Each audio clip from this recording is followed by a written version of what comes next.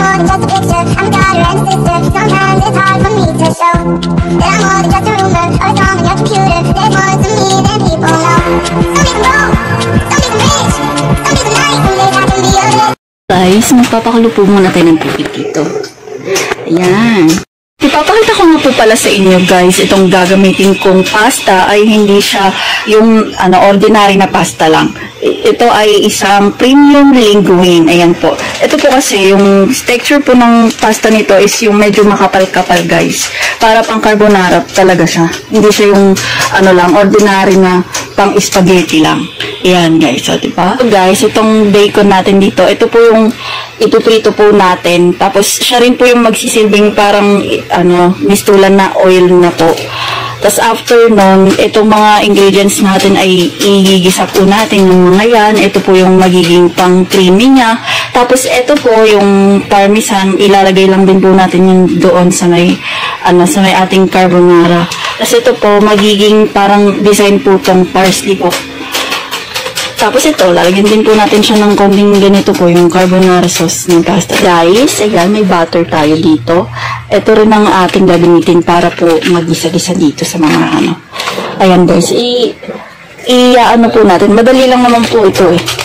Ito po ay ipapakuluan lang po natin. Tapos mamaya ipapakita ko po sa inyo kung paano po lulutuin itong mga ito. Hahatiin lang po ito ng mga cubes. Ganyan. Ito guys, hintayin po natin kumulo itong tubig na to. Tapos ilalagay po natin yung pasta po doon. Ayan, alam nyo na po ito. Kaya abangan nyo na lang po mamaya. Before anything else, guys, bago ko po nakakalimutan, kanina po ay pinakita ko po sa inyo itong ingredients na to. Kasama po ito sa ingredients natin. Gagayatin po natin itong bawang at itong dalawang sibuyas. Kasi mas masarap po kung dalawa yung sibuyas, tapos itong isang bawang. Kung mahilig po kayo dito sa bawang, eh pwede naman pong isang buo na, or pwede rin naman yung kalahati, guys.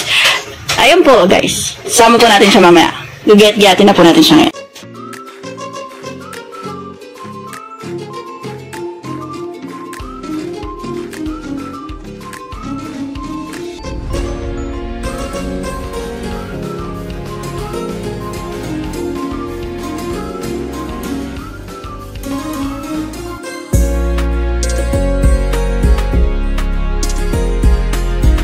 And guys, kumukulo na po yung ating tubig. Ilalagay na po natin yung pasta natin. Pero bago po yan guys, naka-ready na po dito yung aking asin. Alam niyo po kung bakit may asin? Pero po, isang kutsara lang po dapat ang ilalagay natin bago natin ilagay yung pasta. Kasi para po siya nakakatulong po sa hindi siya maglabsa yung pasta. Ayan po.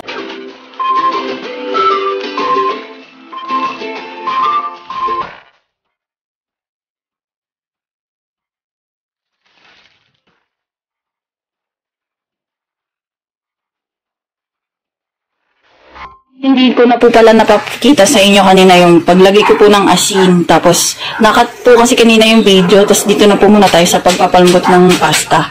So, mamaya, pakita po natin yung pinaka-finishing product.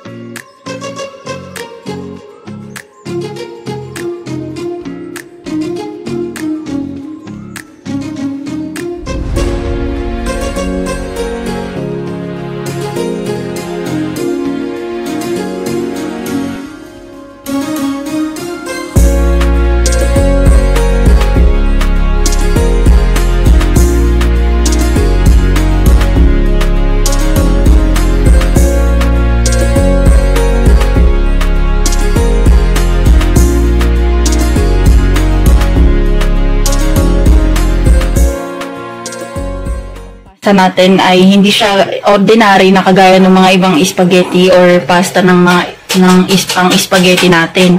Medyo makapal-kapal po yung kanyang, kumakapal po yung kanyang, lumalapad po yung kanyang pasta.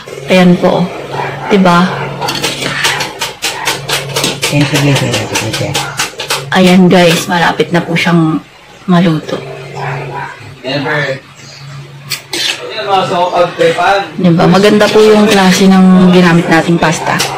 Kuha po tayo ng kaunting sabaw dito sa ating pinakuloang pasta. Yan, para po natin sa creamy sauce natin. Yan po ang sikreto natin gagawin. Kung kawaling hinugasan po natin, dahil para makatipid po tayo, ay dito na din po tayo magluluto ng ginisa ng sauce. Diba? Kasi ito guys, itong bacon na to ay marami to. Bali, pinagpatong-patong ko lang po dahil para hinuwain po natin ng maliliit yan.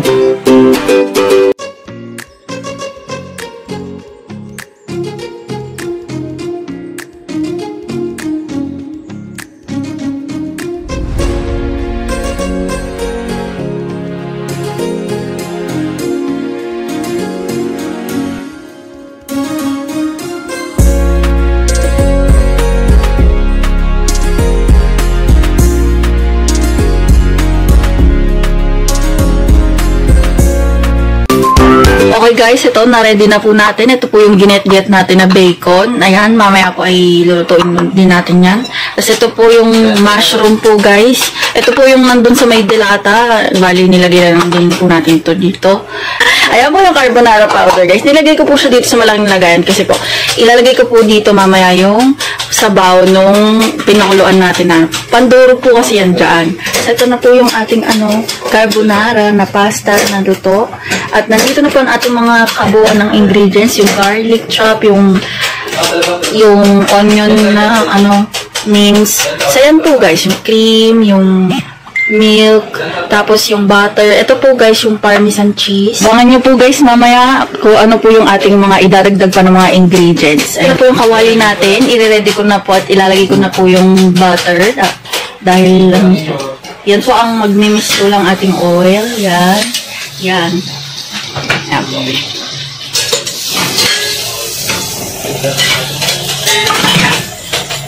Kahit hindi pa po masyadong melt yung butter. Yan. Pwede nyo na pong ihalo itong bacon. Ito po ay natutunan ko po sa aking mother-in-law. Napakagaling po magluto.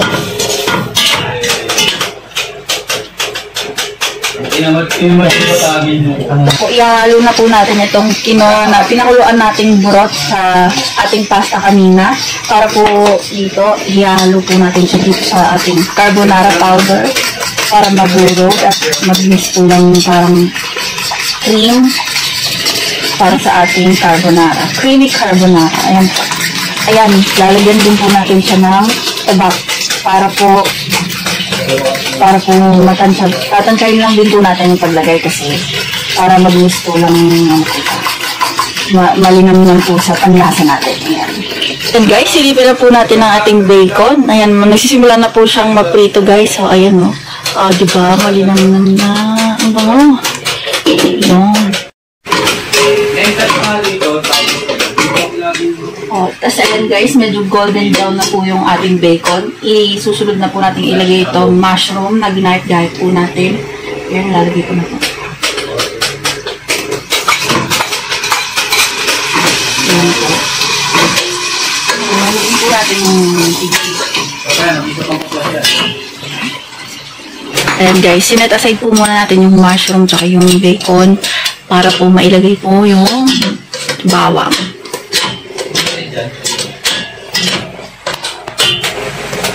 At isunod na po natin yung sibuyas. Ayan.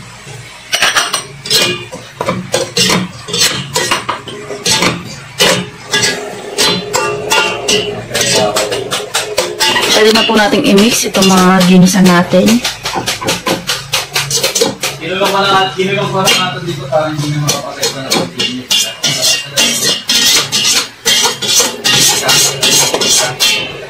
Lalagyan na po natin ng paminta.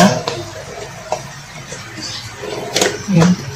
So guys, ilalagyan na po natin itong okay.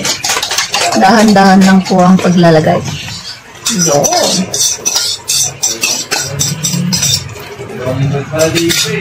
Depende po yan sa panlasa na naayon sa gusto natin. At ito po ay lalagyan na rin po natin yung cream. Yan. Ating Nestle cream. Bahala kayo kung anong cream ang ilagay nyo. Guys, hindi ko na po nilagay yung tamang sukat. Bahala na po kayong maglagay.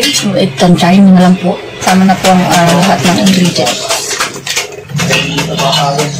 Evaporated milk. Siya guys ng patis. Konting patis lang. Yan.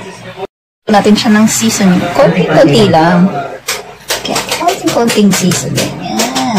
Dadagdagan po natin siya ng konting paminta. Tapos lagyan po natin ng kaunting parsley. Ayan. Haluin na natin guys.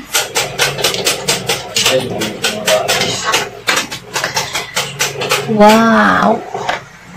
At lastly, yung ating parmesan cheese. Kalahati lang kasi Kalahati lang po ang ilalagay natin kasi mamaya ay ilalagay natin siya sa pasta. Ayan. Parang gawa Ayan.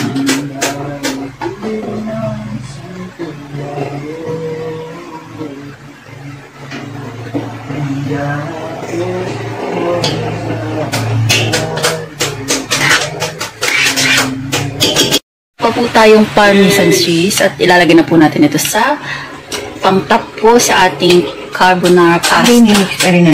pa rin natin yan. Yan. So, talagyan natin ng sesame oil. Tapos guys, lalagyan po natin ng sesame oil. Diba? At pandagdag sa ano niya, sa aroma. Diba?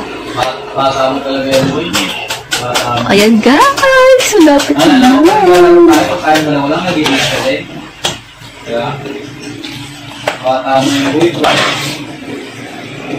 Hindi na rin niya. Alam natin yan. Ayan guys, ito ang sekreto natin. Lalagyan po natin ng egg yolk. Ayan po. Yan, binati natin. Kinuha lang po natin yung egg yolk. Hindi ko na po pinakita sa inyo kung paano ko kinuha. Basta yan po. Yung sekreto po natin.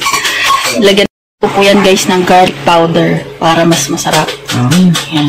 Buburan pa po natin ng parsley. Yan. O, diba?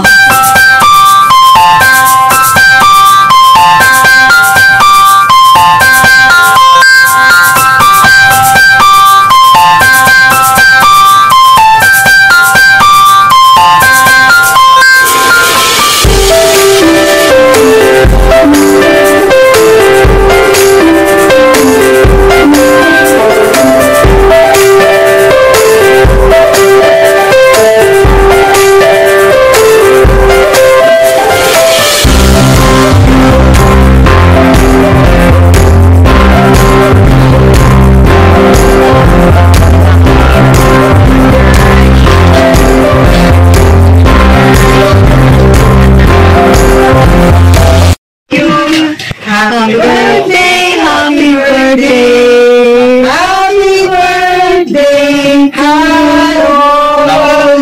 Merry Christmas! Sabi ganun, Daddy.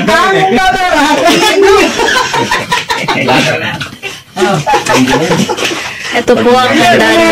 Ito po yung handa ni Kim. Galante na. Hindi pa rin mo. Ako nag-Japan ako, hindi man ako nangyayari. Mayalay, against the light. Against the light ba? Dito tawating dito ka. Hindi. Dito kami sa garden. Dito po kami gaganapin ang birthday ng aking happy. Diba? Ang ganda ng garden namin dito, guys. Hello! Hello, guys. This is our garden. Diba? Ang ganda-ganda mag-celebrate ng birthday dito sa garden. Hi! Happy birthday! Tabak na. Masyado. Kumain na kayo.